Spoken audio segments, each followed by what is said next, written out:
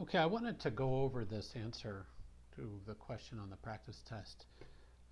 Let's just read it. Video streaming providers like Netflix and Amazon Prime Video pay huge fixed costs to develop content or to uh, pay to stream. That's nice. Funny, when I wrote this exam, I didn't catch that typo. There should be a T-O there.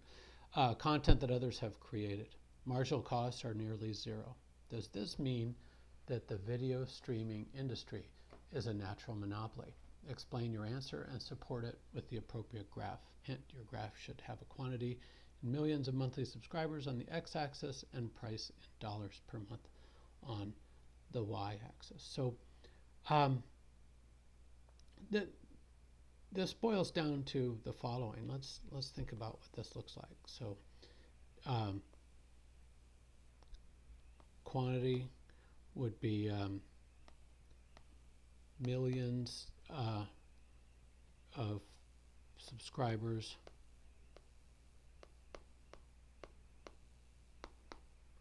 per month, and the price would be dollars per month per subscriber.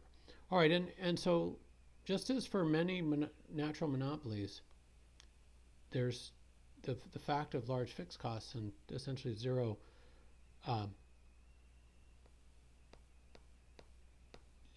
zero marginal cost means there's a downward sloping demand curve, a downward sloping unit cost curve.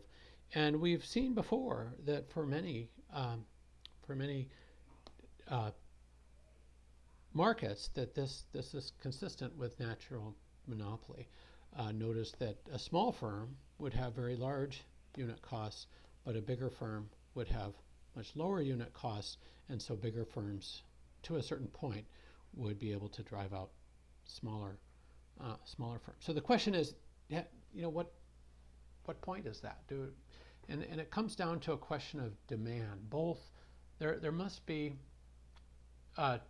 decreasing average total costs over a large range of output, and the intersection between the demand curve and the average total cost curves must happen at a relatively low level, at a relatively low quantity demanded. So there'd be only room for one firm. Then it's a natural monopoly. So because if you cut the market in half, each firm would have a much higher unit cost. They'd need to charge a much higher price even to break even.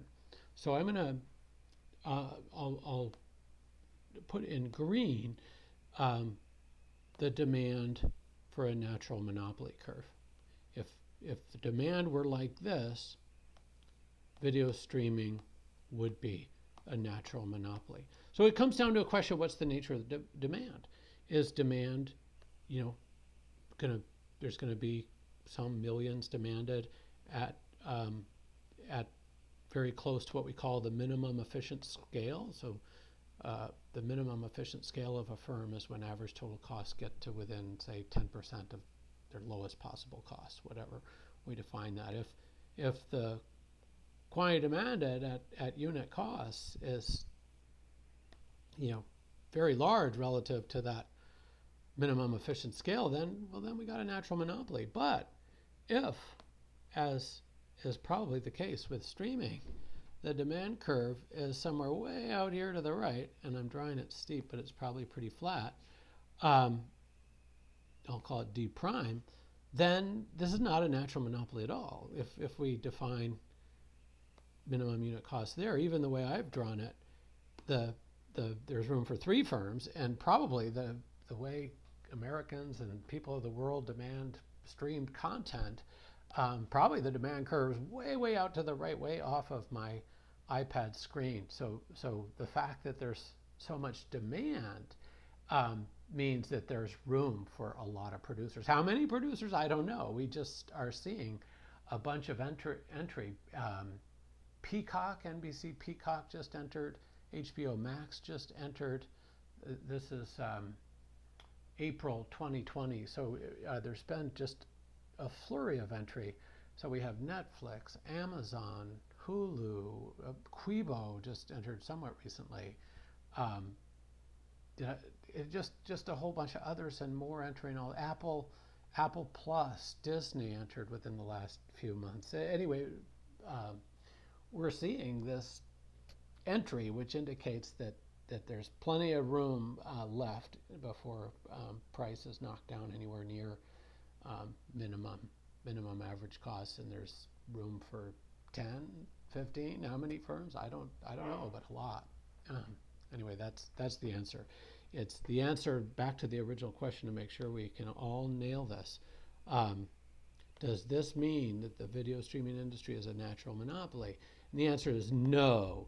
That if demand for streamed content is large relative to minimum efficient scale, then many firms can exist in the sector even despite this declining average cost range of output that's quite large. It's just that the demand for streamed content is larger still.